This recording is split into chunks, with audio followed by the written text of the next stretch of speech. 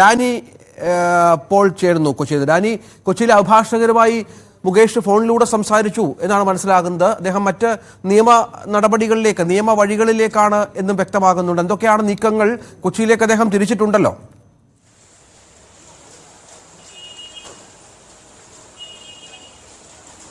രഞ്ജിത്തെ, കൊച്ചിയിലെത്തുമെന്ന് തന്നെയാണ് അദ്ദേഹത്തിൻ്റെ അഭിഭാഷകൻ ജിയോ പോൾ പറയുന്നത്. കാരണം അദ്ദേഹവുമായി സംസാരിച്ചിട്ടുണ്ട്. പക്ഷേ എപ്പോഴാണ് കൂടിക്കാഴ്ചയെന്നോ ഏത് സമയത്തേക്ക് എത്തുമെന്ന് അദ്ദേഹം വ്യക്തമാക്കിയിട്ടില്ല. എന്തായാലും കൊച്ചിയിൽ അദ്ദേഹം അഭിഭാഷകരുമായി അവർ ബന്ധവുമായി കൂടിക്കാഴ്ച നടത്തുമെന്ന് വ്യക്തമാക്കിയിട്ടുണ്ട്. പ്രധാനമായും ഇപ്പോൾ ലഭിച്ചിരിക്കുന്ന ഒരു ഇളവുണ്ട്, ഒരു 5 ദിവസത്തേക്ക് ലഭിച്ചിരിക്കുന്ന ഒരു സാവകാശമുണ്ട്.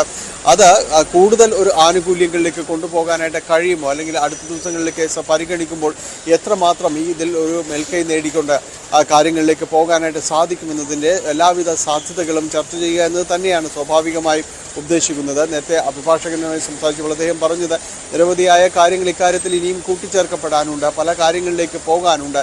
അന്വേഷണത്തിൻ്റെ ഒരു ആരംഭഘട്ടത്തിൽ മാത്രമാണ് ഇപ്പോൾ ഇത് എത്തി നിൽക്കുന്നത്. അപ്പോൾ പല കാര്യങ്ങളും, പ്രത്യേകിച്ച് ഇപ്പോൾ മൊഴിയെടുപ്പ് അടക്കമുള്ള കാര്യങ്ങൾ നടന്നിട്ടുണ്ട്. അവർ ഇനി രഹസ്യമൊഴി, പരാതിക്കാരുടെ രഹസ്യമൊഴി അടക്കം രേഖപ്പെടുത്തേണ്ടതുണ്ട്. അങ്ങനെ ഇതിൻ്റെ ഒരു നാൾവഴികൾ കുറച്ച് മുന്നോട്ട് പോകേണ്ടതുണ്ട്. അതിനിടയിൽ എന്താണ് ഇത്തരം കാര്യങ്ങളിൽ കൂടുതലായിട്ട് മുകേഷിന് അനുകൂലമായിട്ട് തന്നെയും ചെയ്യാൻ കഴിയുക എന്നത് സംബന്ധിയായ ചർച്ചകൾ ഇനിയും നടത്തേണ്ടതുണ്ട്. അതുകൊണ്ടാണ് സ്വാഭാവികമായും തന്നെ കക്ഷിയെ കാണുന്നത്.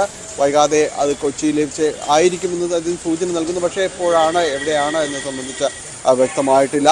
എന്തായാലും കൂടിക്കാഴ്ചകൾ നടക്കും, അത് പോകുന്നു. അതോടൊപ്പം തന്നെ ഒരു ഭാഗത്ത് ഈ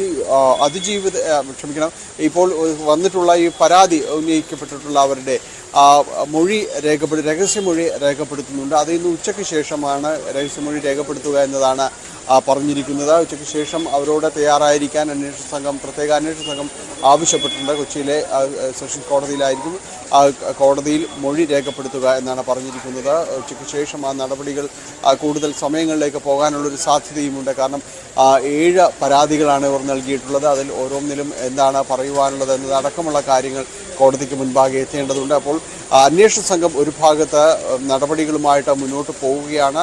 ഈ 7 പരാതികളിലും 7 അന്വേഷണ ഉദ്യോഗസ്ഥരായിരിക്കും ഉണ്ടാകുക എന്ന് വ്യക്തമാക്കിയിട്ടുണ്ട്. അതിന് അന്വേഷണ സംഘം ഈ കേസിൻ്റെ അന്വേഷണത്തിൽ മുഴുവനായിട്ട് തന്നെയും അവരെ നിരീക്ഷണമുണ്ട്. എങ്കിലും പ്രത്യേകം കേസുകളായിട്ട് തന്നെ അന്വേഷിക്കും. അങ്ങനെ ഒരു ഭാഗത്ത് കേസന്വേഷണത്തിൻ്റെ തുടർ നടപടികൾ ഒരു ഭാഗത്ത് മുന്നോട്ട് പോകുന്നുണ്ട്. അതിനിടയിൽ തന്നെയും മുകേഷിന് ഇപ്പോൾ ലഭിച്ചിരിക്കുന്ന ഈ ഒരു ആനുകൂല്യം അത് കൂടുതൽ മാറ്റം വരുത്തുന്നത് അടക്കമുള്ള നിയമ നടപടികളെക്കുറിച്ച് അദ്ദേഹത്തിൻ്റെ അഭിഭാഷകർ ആലോചിക്കുന്നു.